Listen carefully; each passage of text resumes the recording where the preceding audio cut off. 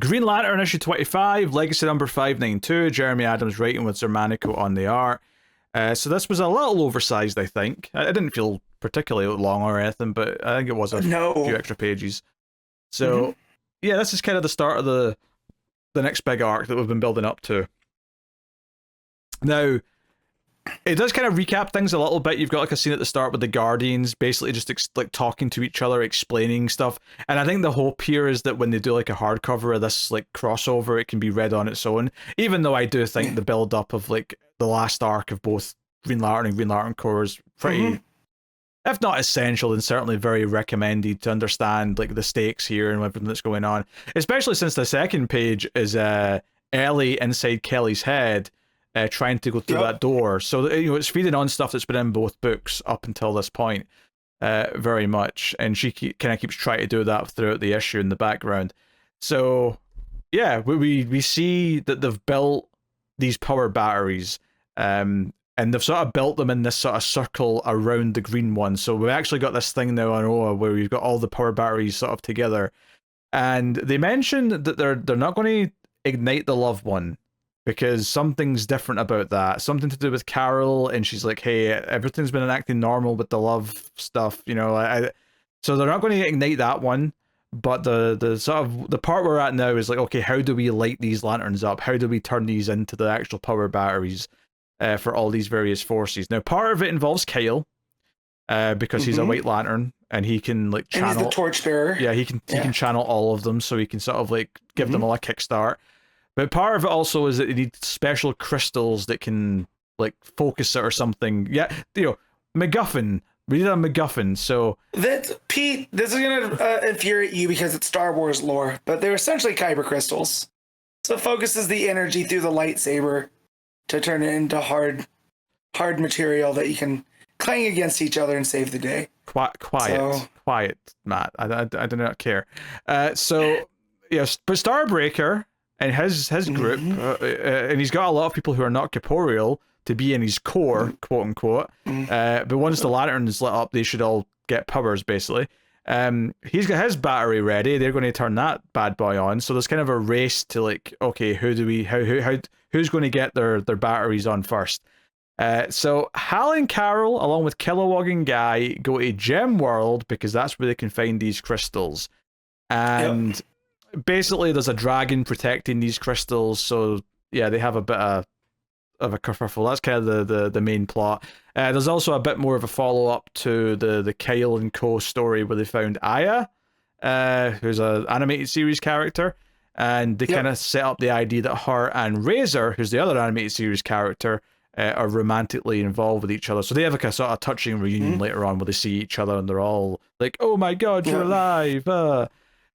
So yeah, that's playing out. We get the dragon stuff, which is fine. You know, this is a couple of funny Guy lines and whatnot. Yeah, this is what I love with Guy is like they're like, well, we got to go in there and get him. Guy, why don't you go? And he's the only one that's foolhardy enough to steal from a dragon, which I love. And it's, you know, it's Jeremy Adams playing with those like fantasy elements here, right? You know, and then the dragon comes out, and they gotta harness the dragon. But then the Starbreaker Corps show up because they want the crystals too. Yeah, you know. Also, the dragon has a name. The dragon's called Henry. So there's a bit where he's like, "Nice Henry, nice Henry."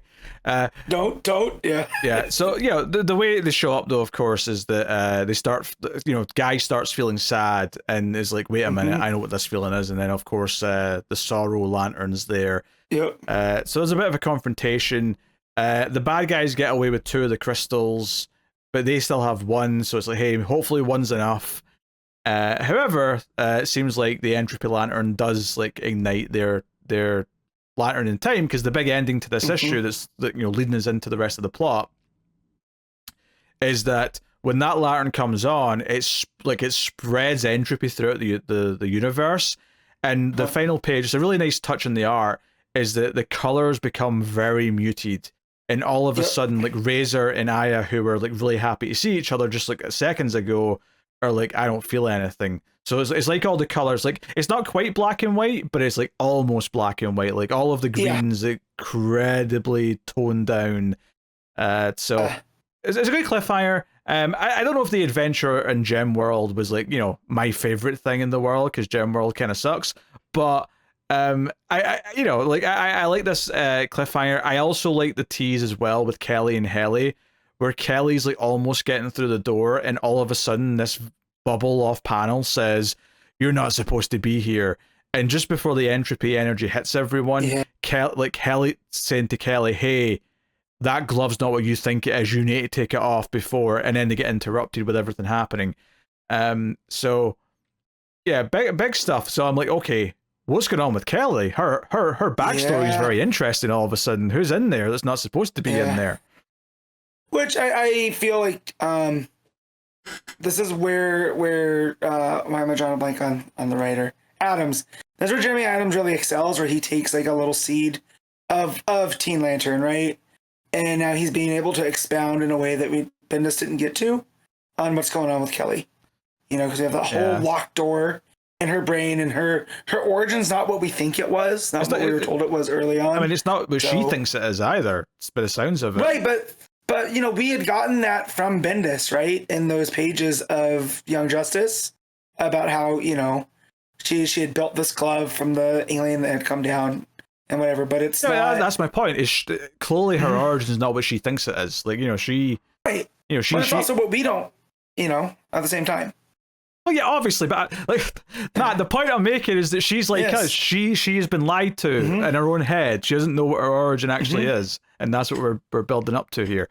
Not that I think not Jeff Johns, sorry, that Bendis had any of this planned. I'm fully of the opinion at this point that Bendis either had a plan and didn't just never get around to it, or just didn't know what he was doing with her.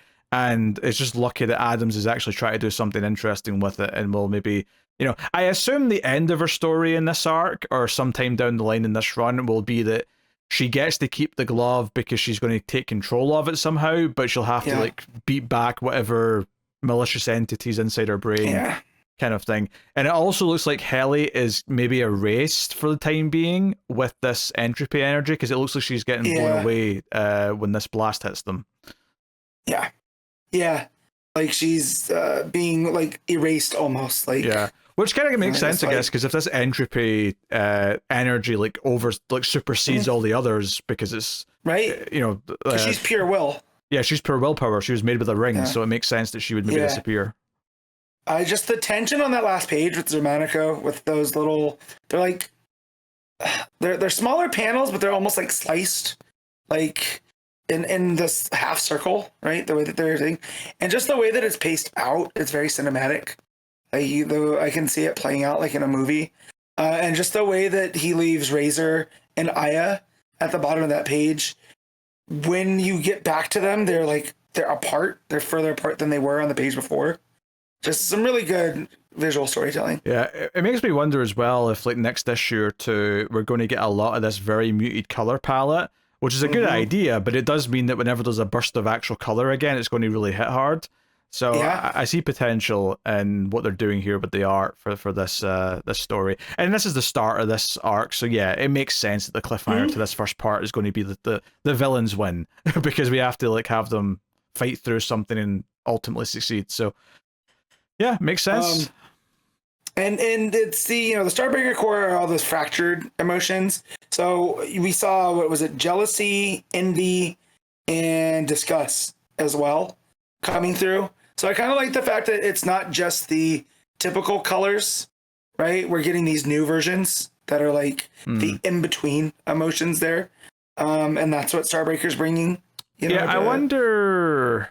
or not wonder, but I'm kind of glad this is crossing over between the two books, because it means the next part's not, you know, like this is going to go fairly quickly because it's going to be twice a month with the two books. So that's kind of cool. Very, very coherent. These two books are right now, and really enjoyable. So, all right, what are you giving Green Lantern? I'm gonna 7.5. I agree. I think if it wasn't like a MacGuffin chase in Gemworld, I would probably be even higher on it. But I do really like the cliffhanger. I like the tease with Kelly, and I like kind of that it's playing off things that have been happening in both books. Like I think there's a lot of really nice things to like here.